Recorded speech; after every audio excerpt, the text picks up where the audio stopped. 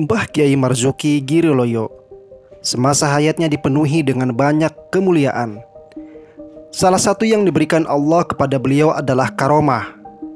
Karomah adalah keistimewaan khusus yang diberikan oleh Allah kepada hambanya yang soleh. Berbeda dengan mukjizat, yakni keistimewaan yang hanya diberikan kepada para nabi dan rasul. Dikisahkan pada tahun 2007, menjelang haul yang ke-26 Mbah Kiai Marzuki, ada seorang santri bernama Abdul Basit dari Kulon Progo. Santri ini tak pernah absen dalam haul Mbah Kiai Marzuki. Bukti cintanya kepada simbah guru tercinta, Abdul Basit pernah nyantri di pesantren Nurul Ummah Kota Gede, Jogja. Saat itu Basit mengalami kecelakaan di Bantul. Akhirnya motornya ditahan pihak kepolisian. Tentu saja Basit bingung.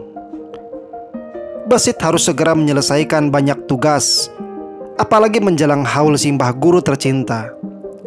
Di tengah batin yang berkecamuk itu, Basit akhirnya sowan kepada Mbah Kiai Marzuki di makam Giriloyo.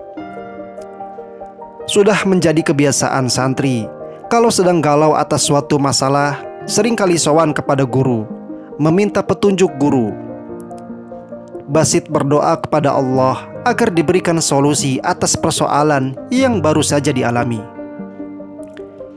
Atas izin Allah, pihak kepolisian akhirnya mendapatkan telepon dari Mbah Kiai Marzuki Giriloyo. Telepon itu meminta polisi mengembalikan sepeda motor santri bernama Basit. "Hai Mas Basit, segera datang ke kantor polisi ya. Ini sepeda motormu diambil," tegas Pak Polisi. Mendengar telepon ini, Basit bergegas ke kantor kepolisian Bantul. Basit sangat senang karena gelisah dengan nasib sepeda motornya. "Mas, ini motormu ambil saja.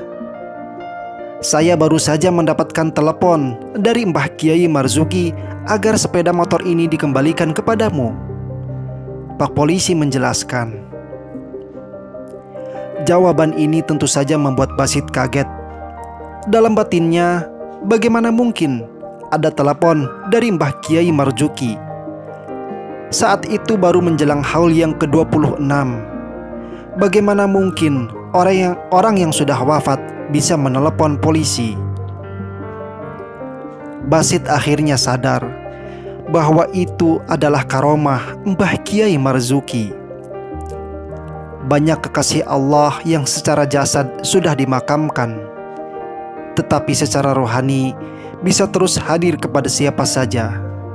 Demikian juga dengan sosok Mbah Kiai Marzuki. Secara jasad sudah dimakamkan di Giriloyo, sebelah barat masjid pesantrennya, tetapi secara rohani bisa komunikasi dengan yang masih hidup di dunia.